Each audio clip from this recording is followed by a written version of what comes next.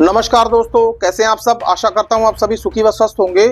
दोस्तों, आज का दिन संसद में बहुत ही उथल पुथल वाला रहा। दोस्तों आज एक ऐसा घटनाक्रम हुआ जिसके ऊपर हम सभी को बहुत ही ज्यादा शर्म महसूस करने की जरूरत है। दोस्तों आज भारतीय जनता पार्टी के दो सांसद मुकेश राजपूत और प्रताप सारंगी घायल हो गए और दोस्तों नाम किस पर आया?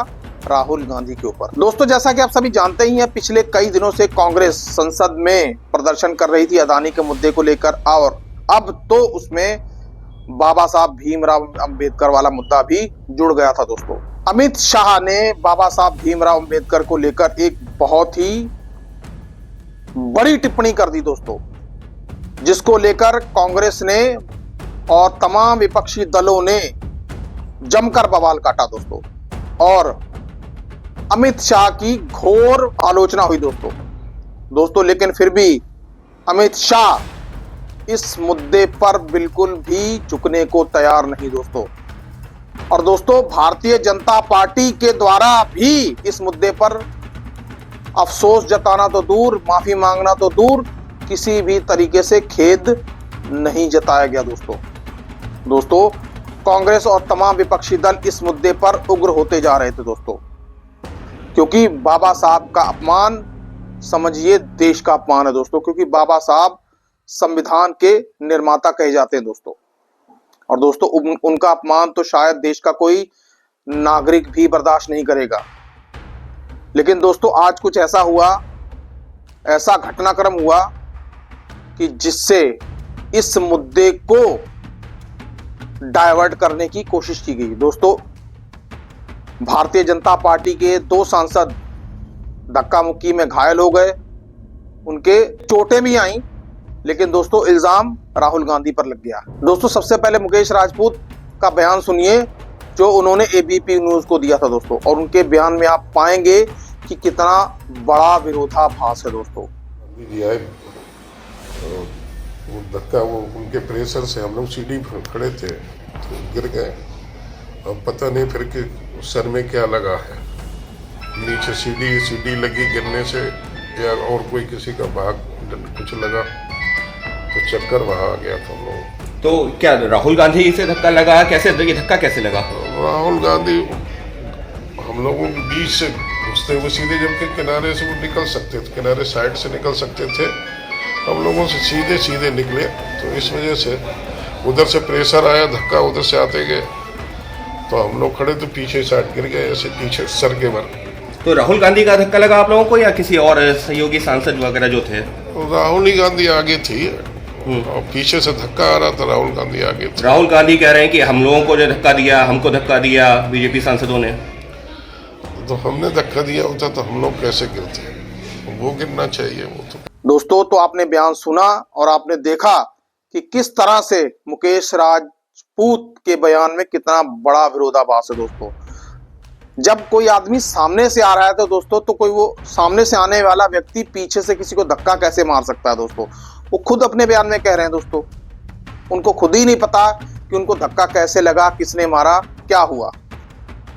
लेकिन दोस्तों भारतीय जनता पार्टी के हाथ में तो जैसे कोई मौका लग गया। अनुराग ठाकुर का बयान दोस्तों, बात हो रही थी मल्लिकार्जुन खड़गे को लेकर, लेकिन अनुराग ठाकुर ने सारा दोष राहुल गांधी के ऊपर मढ़ दिया और शर्मनाक बोल दिया। दोस्तों इसके बाद राहुल गांधी का भी बयान सामने आया दोस्तों। राहुल गांधी ने इस बयान के ऊपर अपनी टिप्पणी देते हुए कहा कि हम संसद में जाने की कोशिश कर रहे थे, भारतीय जनता पार्टी के सांसदों ने हमें रोकने की कोशिश की और हमारे साथ धक्का मुक्की करने की कोशिश की। यही नहीं, उन्होंने मल्लिकार्जुन खड़गे के बारे में भी बताया कि उनके साथ भी धक्का मुक्की करने की कोशिश की गई। दोस्तों जरा सुनिए राहुल गांधी आखिरकार क्या कह रहे हैं दोस्तों। की एंट्रेंस है, इसमें मैं अंदर जाने की कोशिश कर रहा था तो बीजेपी के एमपी जो थे वो मुझे ऐसे रोकने की कोशिश कर रहे थे, धकेल रहे थे और मुझे धमका रहे थे, तो वो हुआ है।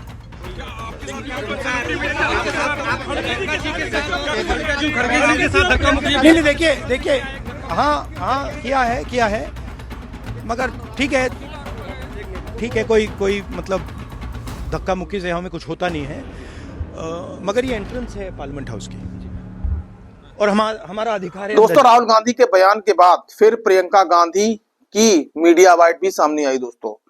उन्होंने मीडिया से बात करते हुए कहा कि हम कई दिनों से यहाँ पे प्रोटेस्ट कर रहे थे, बड़ा शांतिपूर्ण प्रोटेस्ट था, लेकिन भारतीय जनता पार्टी ने आज प्रोटेस्ट शुरू किया और बड़े हिंसक तरीके से प्रोटेस्ट किया दोस्तों। उन्हीं की वजह से आज ये सारी धक्का मुक्की हुई। जरा सुनिए दोस्तों कि प्रियंका गांधी ने आखिरकार क्या कहा।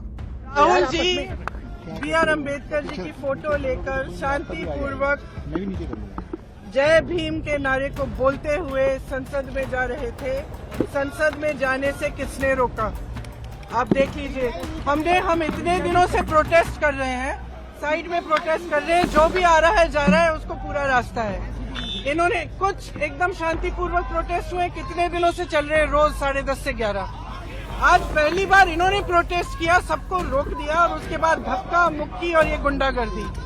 और अब सिर्फ अमित शाह जी की खाल बचाने के लिए ये अब इन्होंने साजिश शुरू की है कि भैया ने किसी को धक्का मारा, ये वो। मेरी आंखों के सामने आप सबने देखा होगा, खड़गे जी को धक्का मार के जमीन पे गिराया। उसके बाद एक सीपीएम के एमपी को धक्का मारा, उनके ऊपर गिरे, खड़गे जी के ऊपर। मैंने सोचा टांग टूट गई होगी, कुछ हुआ होगा, क्योंकि उनके चेहरे से दिख रहा था कि उनको चोट लगी। फिर हमने कहीं से कुर्सी ढूंढ के हम लाए उनके लिए। अब आप खुद ही देख रहे हैं, यहाँ पे रोज खड़े हैं, हम रोज प्रदर्शन कर रहे हैं 10:30 से 11। आज तक कुछ नहीं हुआ है, ये सब साजिश है। इनसे हमने पूछा, ये जो हमें रोक रहे थे, हिम्मत है तुम्हारे में? अगर अम्बेडकर जी को चाहते हो जय भीम बोलो। जय भीम का नारा क्यों नहीं निकल सकता इनके मुंह से? ये कह रहे हैं सर पैसेज दिया, नारा क्यों नहीं? कौन सा पैसेज? आपने खुद देखा, हमारे सामने सारे खड़े थे और हमने कुछ कहा भी नहीं। हम सिर्फ अपना नारा लगाते रहे, सिर्फ अपने संविधान के लिए लड़ते रहे। अगर आप सोचते, अगर इस देश की जनता सोच रही है कि ये लोग संविधान की रक्षा करेंगे, अगर आज भी इस देश की जनता किसी भी कंफ्यूजन में है, तो कंफ्यूजन दूर हो जाए। इनकी असली जो भावना है वो निकल गई अमित शाह जी की बातों में। इनकी असली भावना आज आपको दिख गई यहाँ पे, जहाँ पे ये हिंसक भावना रख रहे हैं। इनके मुंह से जय भीम निकल भी नहीं सकता। मैं इनको चैलेंज करती हूँ बीजेपी की एमपी से, यहाँ खड़े हो। दोस्तों सारा मामला एक ही है कि अमित शाह द्वारा दिए गए बयान को भारतीय जनता पार्टी इस मुद्दे के सामने डाइवर्ट करना चाहती है। दोस्तों आखिर क्या भाजपा को शर्म नहीं आती देश की इतनी बड़ी विभूति का अपमान करते हुए? दोस्तों आखिरकार यदि केंद्रीय गृह मंत्री अमित शाह अपने बयान पर माफी मांग लेंगे तो शायद वो छोटे तो नहीं हो जाएंगे, क्योंकि दोस्तों जिस तरह से देश के संविधान का निर्माण हुआ है दोस्तों, पूरा भारतवासी उनका कर्जदार है दोस्तों।